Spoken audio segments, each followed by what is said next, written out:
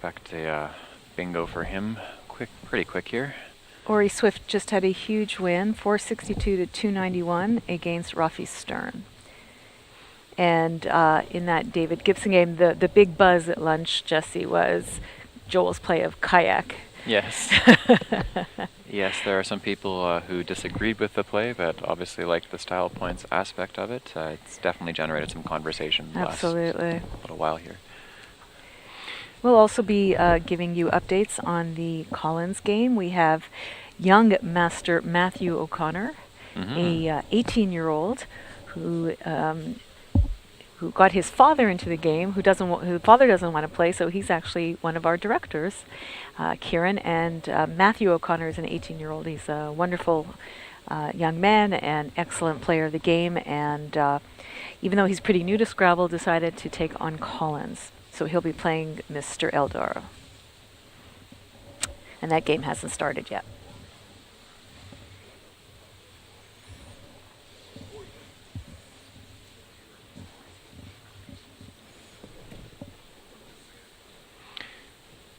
Orry made the opening play of EME with QEN blank left over on his rack, so decluttering there considerably and not looking bad as soon as he can unload that Q. Meanwhile, David Gibson is just really picking which of his bingo options he prefers here. Yeah. How many times have we said that today?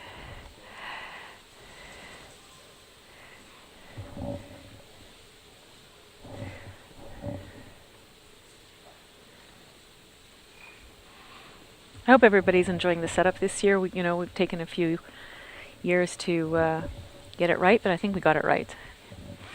You can see the tiles, you can see the time, and you can see the players. So this play from David Gibson will put him ahead early in the game here.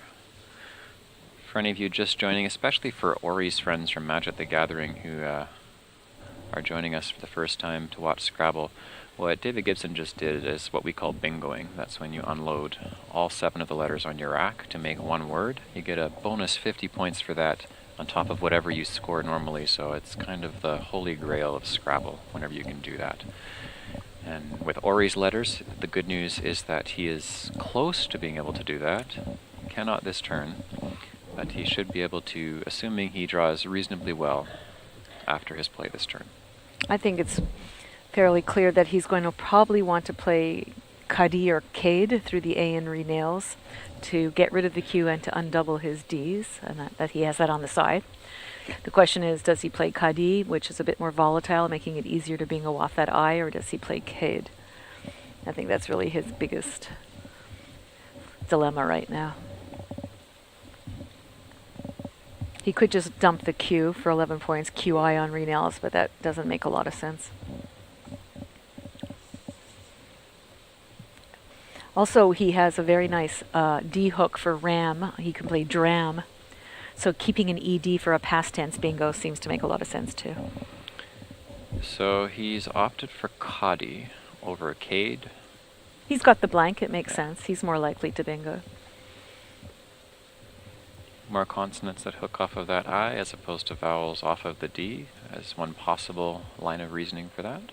And also no point putting a vowel next to the double letter.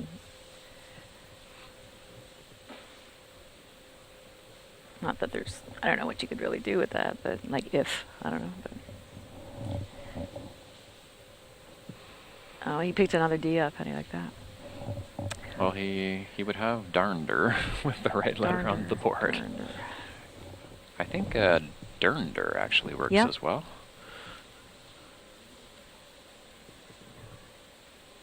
But he would only have 8s. Dernder and darnder, and of course rendered. So he's going to have to rely on a bit of help. So David Gibson's considering a play of Weir and Nay, Rami and Ewer, which certainly scores a bit.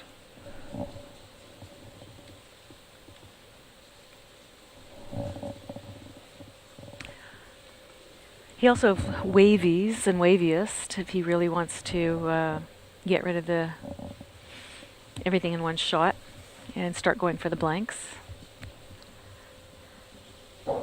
I kind of like that. I like waviest. He's also looking at wire and leaving himself. He has a T, of course, to play newt the next turn, but just to clutter that up a little bit, it looks like. Where is he looking to play wire, do you think? New, wire, rummy, and ewer. Oh, that's actually quite cute. Interestingly, Quackle doesn't even come up with it. I think this falls under the line of a more Gibson type play that I'm not sure really anyone else would make.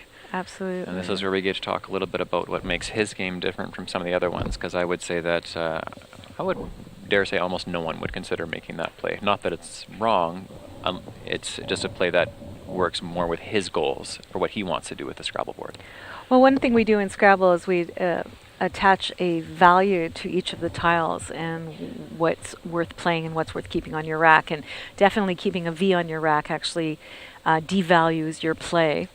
Which is why wavies and waviest and stuff like that came up a lot in the Quackle analysis, and why wire did not show up at all.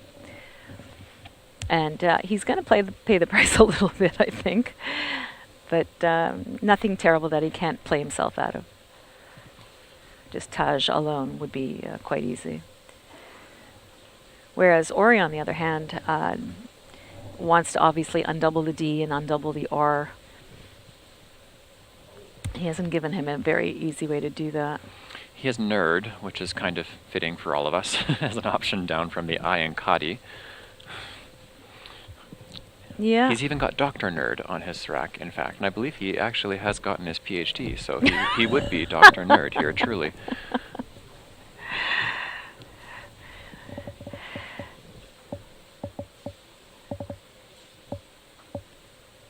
All right, so I don't know if Marlon Hill is known to the Twitch TV people, but there was a comment made at lunch that we're just waiting for Marlon to weigh in on Joel's play of kayak in the previous game. And Marlon has, in fact, responded. Marlon is a very beloved and outspoken Scrabble player who has no compunction about speaking his mind. And he wrote, I'm going to translate from Ebonics, which he tends to write in. When the tourney is over, somebody please, in big letters, ask Joel what, vanity aside, was he doing with kayak, question mark. So nobody's quite understanding it. We need to talk to Joel soon.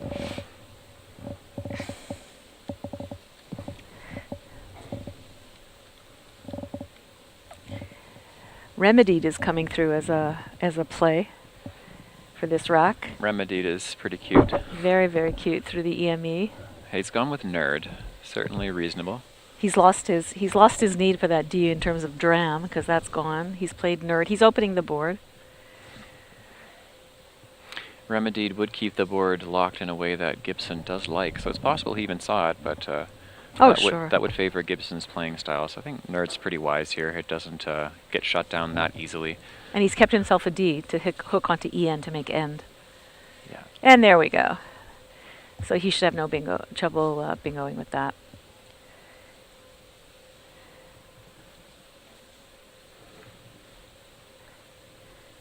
Now Vat is looking to come down under Newt. I think David, here's a very typical David play. He's going to play Vat and Newt, and that takes out a good chunk of that line that Orry just created for himself with the Nerd.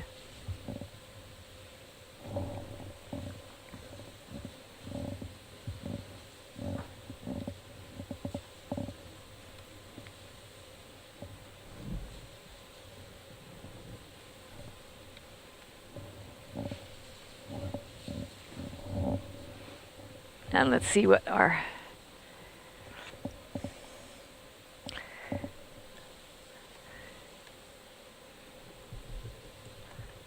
he might have a little bit. Oh, he's got bravados. So beautiful thing that David does, and it worked out that if Orry does see bravados, it forces him to open up the triple lane and put the S there.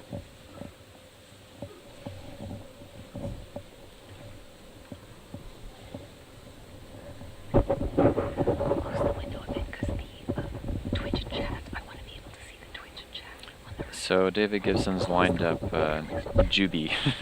It's kind of cute there. Juvie I would say is the one he's looking for there. Do you see anything else, Jesse? I'm not seeing anything personally. Aside from bravados, nothing pops out at me instantly. It's the only the only 7 is Parados, I believe. Well, then Sna and Parados would go down for sure. Oh, there you go. Sna and Parados. That's a much better play. Now try doing that while everybody's watching you, and while you're in contention for a major championship.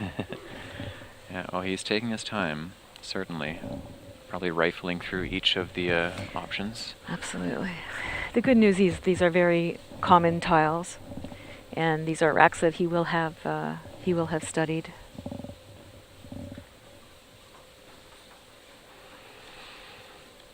And Aaron, just to answer your question about what they're doing, the long words list, there used to be a separate list. There was a long words list in North America and then a shorter one, and both books were used separately to adjudicate depending on the length of the word. But long story short, there's now one source, but when the TWL dictionary was updated several years ago, they failed to add words of a certain length, and they were all longer words. So this mini update on September the 1st is to remedy that. So the longer words, which usually don't come up, but all the same they can, are being added to the TWL tournament lexicon. So all the words are officially up to date as of September the 1st. And as a person who studies the 9 through 14s every single day, I say thank you for those new words. Mm. But I might be in a very small minority. We have seen a couple. I was doing the written commentary all week, and I saw some lovely plays through OWE. I saw Unshowered, which is only good in Collins, and played by a Collins player, thank God, for a double-double, which was lovely. And I saw, oh, and this was the best, through SHO. SHO is a word that's been added just a couple of years ago. Show. Somebody took away that sound of the SHO and played dishonesty, making the blank a Y and the blank a D, I think. That was an absolutely stunning play. Beautiful play. Yeah, I think it was the first game of the tournament, and for me it stood up as still the most beautiful play I've seen. But mind you, I haven't seen every play, so. And then our beloved Chris Cree through BI played Cabinetry. That's very nice. Always have to keep your mind open to what's on the board and what could be played, even through discontiguous or tiles that are not next to each other. Always keep your mind open to what could be out there. Orry hasn't even touched his rack at this point in time. He's just got his writing apparatus in hand. His writing apparatus? What we also Pen? call a pen or a pencil, but I couldn't tell exactly which one it was. Plus his board. Soon we'll, just like our kids are going like a record player, soon we're going to go pen? Pretty much. All right, you can do it, Orry. Hopefully we'll get a clock up at some point. And the really good thing with Parados is that it opens the board up in a way that is counter to Gibson's style. But I think he's just going with bravados, which is, it's still a good play because it opens the board up some. But yeah, but now he's going to get he's going to get jubes down too. He's going to get jubed. Well, jubes is the play, but sometimes for fun when we are talking about a play that someone has made that hurts, we'll just verbize it more or less and just say they got jubed in this case.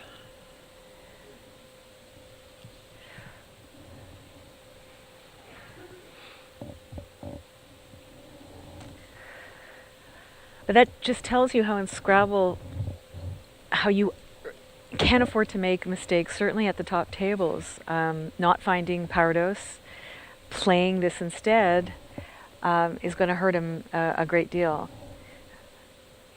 And it seems like just a small thing early on in the game, but it can come to bite you for the rest of the tournament.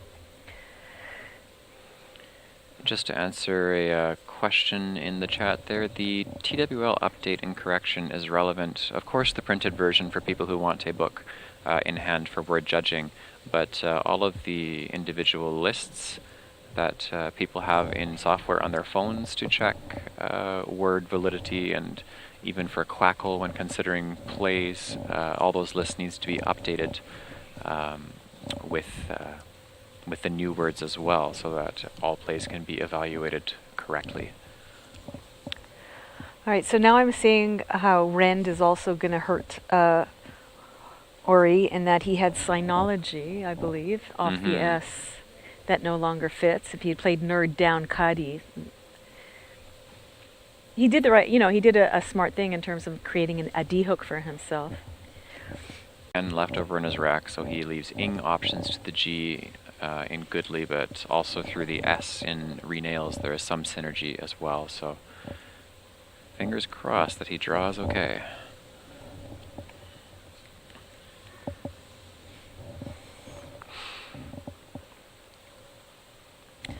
Now votings I don't believe is good. Stoving is good, however.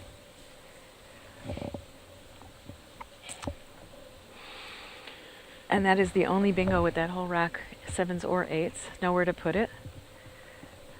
Always annoying when you finally pick a bingo or do have a bingo and you can't put it down. We call those no-goes. And the question is, what do you do? Do you are you a holder onto the ING rack part of the rack, Jesse, or do you like to just play for points? With respect to in general, or are we in talking? General, okay. In general. I think ing as a combination to hold on to is overrated. I think it's position dependent, but I would likely keep just IN over ING in most cases if I were to make an exchange. While obviously the gerund form of words is a common way to conjugate, I just think in terms of the value of potential combinations of letters that ing tends to get a little bit too much credit. And I think it does, and I think it holds you back. And also when you look at a board like this, like where you're going to stick it anyway,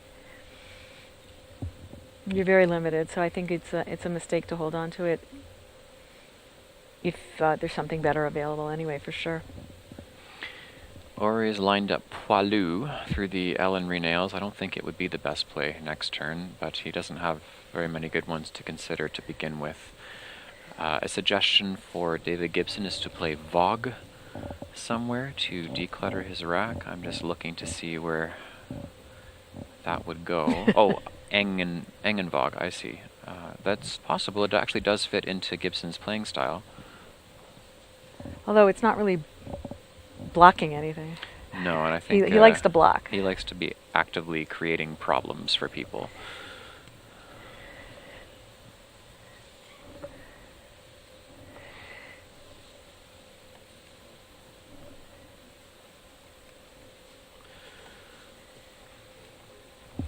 I think he's going to be pretty happy with the left corner with the B where it is and the G where it is, so I think wherever he's playing, I would imagine it's further to the right on the board is my instinct here, just to create some more problems. Also that V, I don't know how much of he's in a rush to get rid of it. It's a great blocking tile, and he's ahead. It's early, and he's only up by 38, and but we'll see what he does. But then again, he also has a great potential rack there for a bingo. So if he could just get rid of V, he would probably be really happy. So interestingly, David's gone with Vig over Vogue. That is very interesting, is it not? So there were 3 O's played already, as opposed to, let's see, 1, 2, 3. Yeah, there were 3 I's and 3 O's played, so equally, more or less an equal number of I's and O's to draw. There are 8 O's in a standard set and 9 I's in a standard set. Well, if you do Quackle, Quackle always seems to want to get rid of the O instead of the I. I personally think having 2 I's on your rack is a lot more malleable than having 2 I's, but let's see what he's got. Well, through discontiguous J and U, he's got gelu tongs. Yes. Just making it easy to find. He's in a lot. Yeah, that's it's everything you don't want to do. You're blocking the bingo lanes. You're not creating anything. You might consider passing. It's really tough to say that there's a turning point so early in the game, but we may have seen it already. Well, if he sticks with this rack and doesn't exchange, he might be doing that. He might be putting himself into a corner that he can't get out of.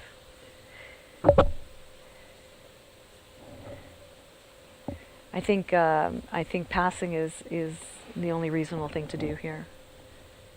And by passing, I mean exchanging tiles. Yeah, so he's exchanging all but IN here. He's keeping the ING.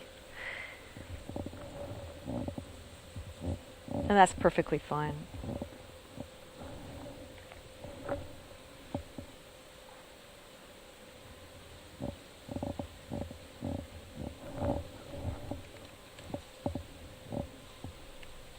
Now, David has longest.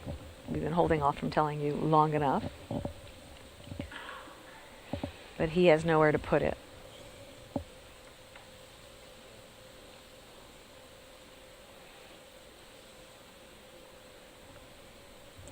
Lots of bingos this game and not a lot of places to put stuff.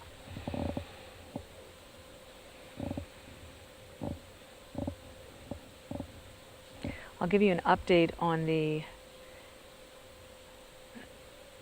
Collins game. We have David Aldar playing Matthew O'Connor, and with his turn happening right now, David Eldar is ahead 189 to 148. I see Kefalin with a C as one of the bingos, which was played by David, and I see Baronets with a blank played by David. And yet Matthew's only 40 behind. It's interesting.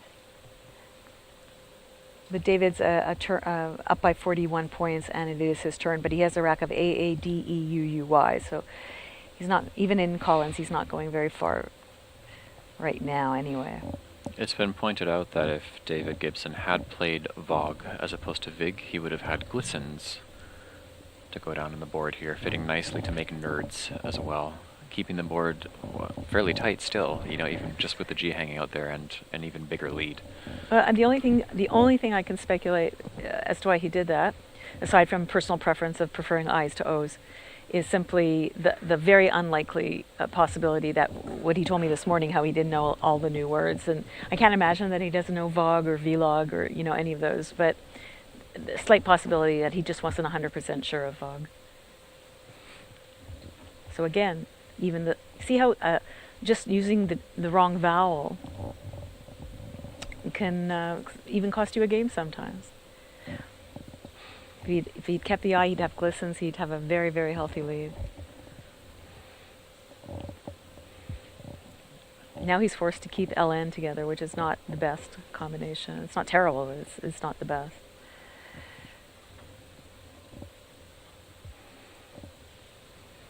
Okay, and then we have Orry with Ensnare and Insaner. Just not going to help him. N-grains, grannies. Oh my good, there's a whole bunch of them.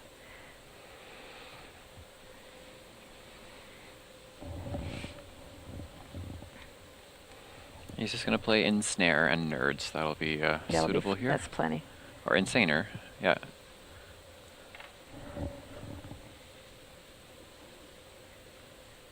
Once again, though, every time he bingos, he's opening up a triple.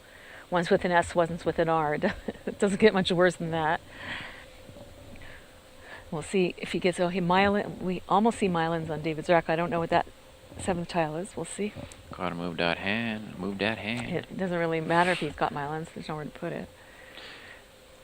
No, he's got an F. Okay. So he might get away with it a little bit. So insane. So now we have ourselves a game, as they say. And it's completely arbitrary as an answer to Michael Pearl, but the correct pronunciation, according to my old IT school professor, is GIF. It is not GIF when talking about the image format. Yes, it's GIF, as my son rolls his eyes and tells me. And he's probably doing that right now because I know he's listening. I think we might see flyers come down for David. 48 points.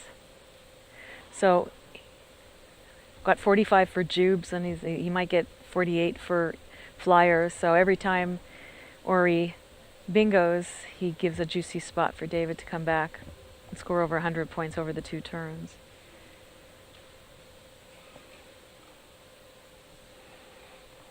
So Orry is ahead again here. And David Gibson's going for Fern to score a decent amount He's playing here. Fern? Okay. Yeah. We are stuck to our S's, aren't we? We are very attached to them. Well, already with 1 blank gone and 3 S's gone, it's valuable at this. It's about not even halfway in the game here. Having an S is fairly valuable, assuming you can create a spot where only you could use it. Not really seeing any obvious ways to do that in this board right now, but certainly a good letter to have. I'm going to agree with you, Aaron. I prefer Flyers as well. I think it's not a bad thing to blow through a few more letters and give yourself a size your lead. Oh, absolutely not. Especially when you're ahead, absolutely. There's nowhere good to stick an S on this board. There's really no need to hold on to it. Saving MN is lovely. It's all good.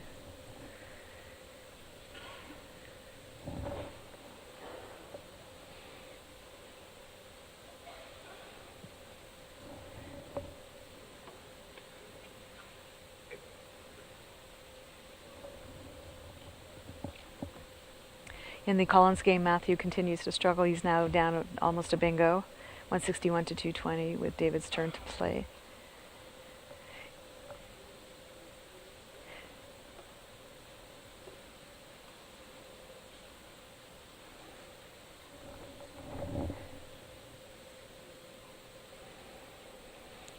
And see how David did. He picked up a couple of vowels. Remember, he saved 4 consonants. So he's putting himself in a position to get something good down eventually.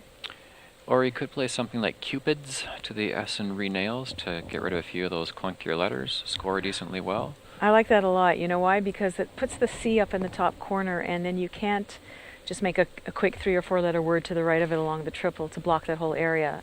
It stays open. Yeah, the last thing Orry wants to do is create an easy way to block the board up. The C is actually generally considered a blocking tile, so if he can get rid of it in a way that doesn't block the board up for him, then it's certainly welcome at this point.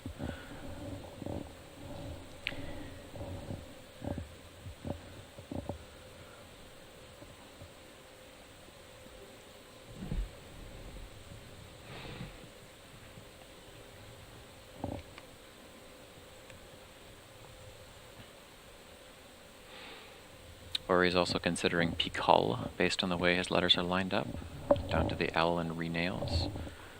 I think I still prefer Cupids, but I can see his line of thought for playing Picol.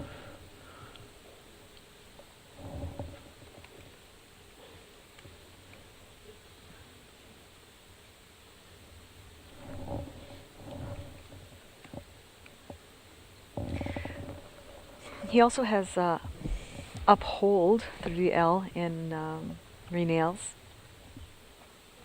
I'm liking Cupids a lot.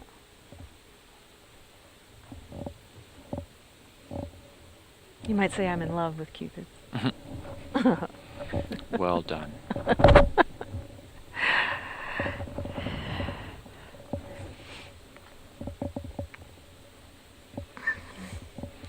And just to answer a question in the chat, yes, with 6 rounds to play, David Eldar is up 5 games over the next contestant in the Collins division. But depending on spread and who he's playing, even if he is up by 5 games still with 5 to go, there could be enough spread that hypothetically someone could win 5 and he could lose 5. It's not likely, but he might not be Gibsonized for at least another round. Gibsonization, for those of you who don't know, is a term named after the man playing at this board right now, David Gibson. And that's when you are ahead by so many games that no one can catch up with you. You've clinched the tournament, so they pair you against someone who is not able to get into the prize money, so that you don't have an unfair matchup or any conflict of interest between players. Udo is, I have to say, I think it's a fairly unusual play. I'm not sure what he'd hoped for with that. And David Gibson is all too pleased to just drop a few letters in the left to keep scoring a bit.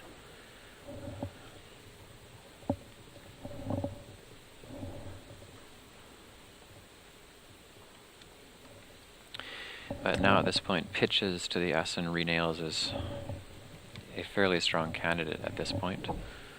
Was his 7th tile? I could not see it. It looks like it's just slightly off camera. A little off pitch? Yes, a little off the pitch to go with the way the Brits might talk about it. He is going to go for pitches. Oops. He wishes.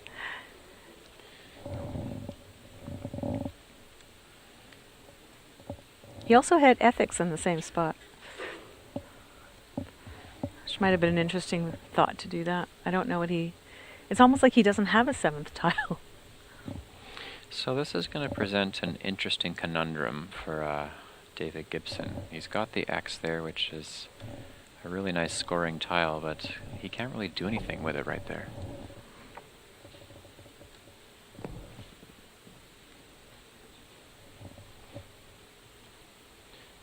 Well, he's got XU at 012. Yeah, and given the way that he plays, I wouldn't be too surprised if he just went for a straight up... Oh, I can see him playing Poe almost. I mean, he will block if he can block. He will do that. He could easily play XU right there, exactly where I was going, and that does the trick beautifully, and scores. It's just an amazing talent he has to do that. Yeah. And Blob, we do agree. We believe Cupid's was the right play over Udo 100%. We are of the opinion that that is a mistake.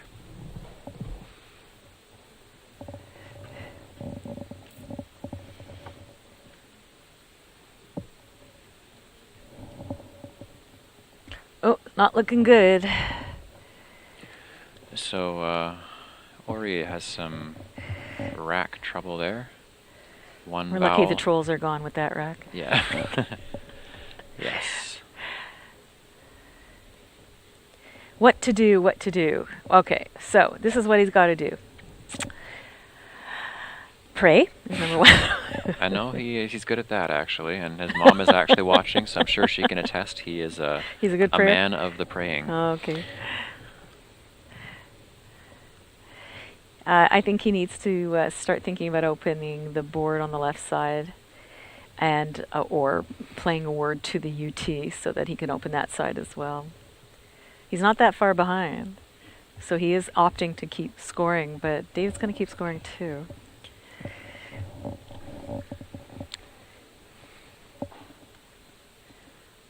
Flub scored quite a bit though. So we're not seeing a lot of bingo racks anymore, which works out well because there's not really nowhere to put them. So it's a very good lesson in how to manage the board when you're in various positions. So David's now only ahead by 8 points. So obviously he would like to score without opening. Which Yo in the bottom right does, yeah. That's exactly where my eyes were going. So he keeps a nice balanced rack, doesn't open up, scores reasonably well. Forces Orry, who is behind, to open up so that he can swoop in. What's funny? I'm just reading a comment, I'm sorry for interrupting, Yeah. from our wonderful friend Chris Lape. This is such a great game, watching Gibson collect canned food and head into the bunker while setting the world on fire. That is a reference to his blocking defensive style. So he's using his higher scoring tiles to continue to build his score up and do nothing to help Orry out with the configuration of the board. Now normally this looks like a really heavy rack for Orry, but it's got great scoring possibilities. The trouble is, there's nowhere to score. And David Gibson has drawn the other blank here, which all but puts the nail in the coffin. If he waits a little bit longer, Zika might be good. He's going to get down to his, and he has to use up his only vowel. So it should be interesting to see But David Gibson opts to play here because he, Oh my he goodness, has what at a least rack. he has at least Osetra down to the A in bravados. But which one of the options that he does have is he most likely to go with? And really, that comes down to which one limits options. And if you're playing upward, you can't really limit options for 8s, no matter what you do. He has really no choices other than to bingo off that B, I believe. And that forces him to make it an A. So, just the question, are there any AE bingos? I'm not seeing anything. Oh, nice. David Gibson is foregoing the bingo. He's playing Os, XIS, and Po to get some score. Yeah, what's the rush, I Yeah. guess he feels, right? And Orry, at this point, Orry has to assume that David And you know probably what? has the blank. Without doing any major iterations on Quackle, it agrees. Os is the correct play.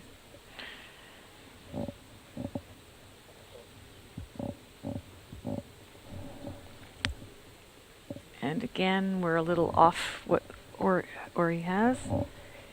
PIKL, CH, and something else.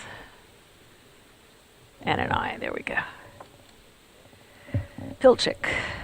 Chick pill. Hicklip. Chiplick.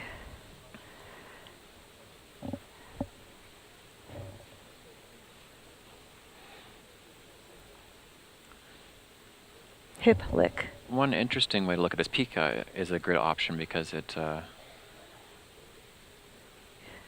it would force a word to end in A. I mean, he should rightly assume that David has a blank, but he at least wants to make it less straightforward to bingo here. I wonder if Spika is good with a C. I wonder, it's not good in ours, but I wonder in Collins if Spika is good. Speaking of Collins, let's see how we're doing over on this board. We're up to turn 22, which means 11. Oh, Matthew is still staying within striking distance. He got down entrees, but David got down entices. I have to do the math here. I can't quite see. Oh, Matthew's the one who got. We got Toyas and Keflins. It's only Matthew's first bingo, and yet he's only down 33 points. It is David's turn, and David holds 2 S's and an X, with 7 tiles in the bag and a blank unseen. So this is a bit of a non-foregone conclusion, this game. There's nowhere to bingo on this board, however. So holding the blank is almost useless right now.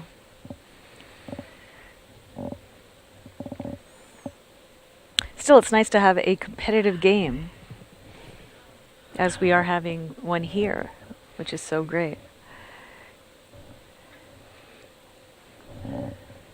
And has he hit the clock on Pika yet? Yes, Pika Is it a has done gone deal? down. All right.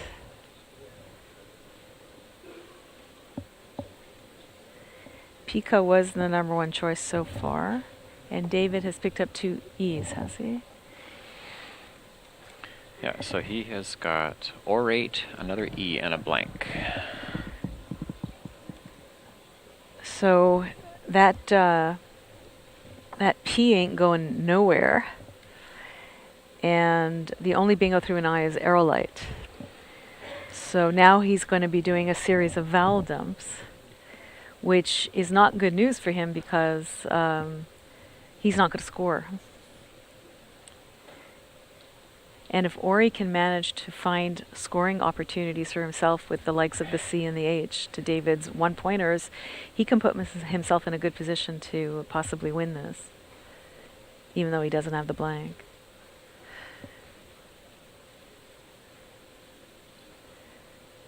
Question is how.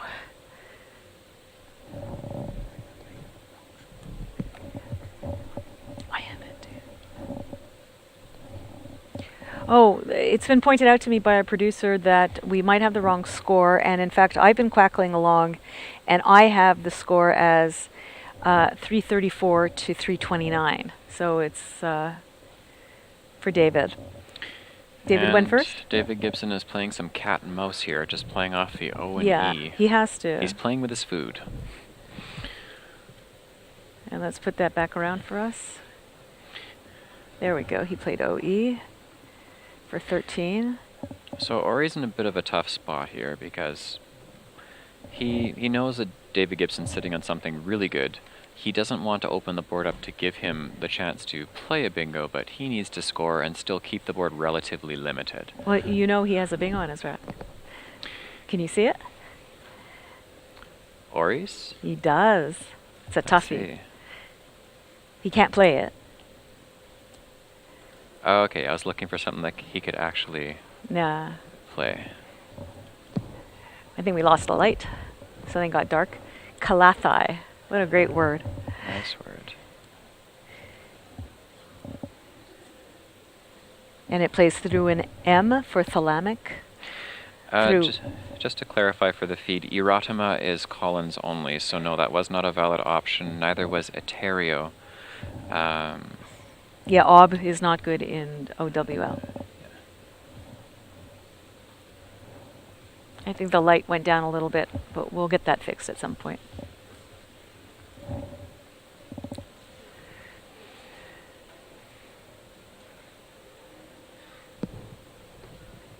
That would have been sweet if Kalathai could go down. So now he needs to score. And that is, so I think David is now at 347. And also, just to answer another question, Quackle is an analytical program that we use as competitive Scrabblers to figure out how well we've played a game, relatively speaking. It gives us different moves that are possible based on the current board configuration, plus the letters you have, and then you can also use it to analyze the best move based on inferences, or at least some inferences. So it's very helpful for us to improve our game to use it. So we're actually in the end game right now, and I don't know that there are any more tiles in the bag. In fact, they're not. David is down to 6 tiles, and Orry's down to a minute 21. So he's got to know that Gibson is likely to go out on this next turn, so he needs to find a scoring play and has to know that he really can't block at this point. There's really nothing he can play that would block. Championship player says right now the best play is to play Chai, C-H-A-I to the I in Pika. He can also play H off of the Y in Goodly for 21 points. Now, I don't know if David has 2 places, but he has 4 minutes to think about it, whereas Orry's heart must be going through his mouth right now. He's got to get something down. We get games like this. I mean, you see a lot of 500, 400-point games when you watch Scrabble with us, but you also get games like this, scoring in the low 300s. There you go. He's just... he's played off the I, trying to block any plays through the P. Now, if only he had another 2 minutes to figure this out properly, that would be amazing. But he just doesn't.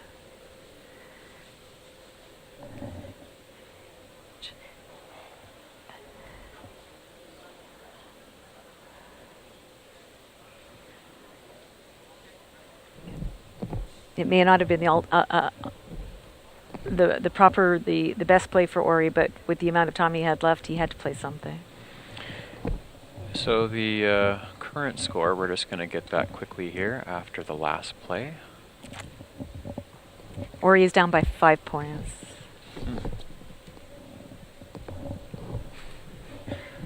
Oh, and no, actually, you're right. He didn't play Chai. That's my mistake. Sorry about that. He played Pi, so he's down by a bit more than that. He's down by a score of 347 to 333. And David could go out with Entera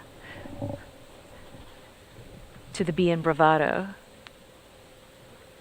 which, if he was smart, he would do. But I don't know if he's going to see it. We know that he doesn't like board 1 pressure either, so it is possible that he misses it. His other choice is to play Eater, where Orry had H under the Y, or Arit in the same spot. He has Kalathai in 2 spots after this last play, which is a nice setup. Oh, so that's what That's what the his logic thinking behind was. that. Wow, wow, wow, wow. But I think Eater is going to be enough points. if he could get a double word out of it, he might surprise a win, you know. David Gibson also knows that there's basically a free challenge on Orry's part if he goes out with Entera, so if he's even not entirely sure of it, he'll play something else. I think he would have played it already. There's no reason not to. And David, you know, some people do things in Scrabble where they see their opponents in time pressure and they'll, like right now, David is really, really taking his time, but there's no deception on his part. He's really just looking for the best play. He's not trying to force Orry to go overtime. His heart is pounding too, I'm quite sure. Now, it is also possible that he misses Calathai. Oh, there's no question that he's well, not Orry. There's nothing you can David. do. There's nothing you can do about it. He's got it in 2 places. The question is, how much is it worth, and can he catch up?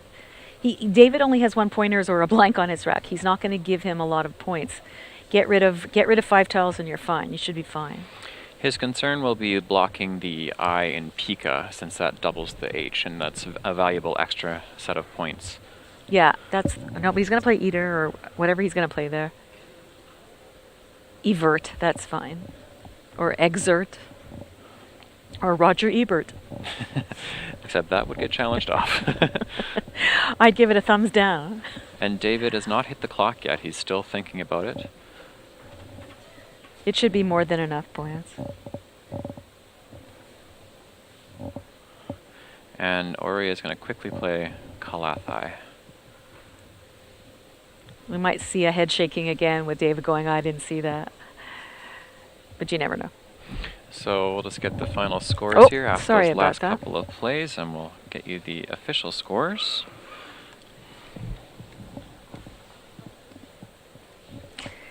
And David is going to win by a score of 358 to 352, all of 6 points. Wow. So whatever that blank was, it was a play that helped him score just enough to edge out this game. I'm sure we're going to see David after this game sitting as he usually does with his dictionary open, his well-marked dictionary open, looking and shaking his head saying, oh, I missed that word, oh, I missed that word. Final score is David Gibson 358, Orry Swift 352. A 6-point heartbreaking loss for Orry. And if we had to point at any particular play on either side as a turning point, Parados, 100%. Is certainly 100%. A big one.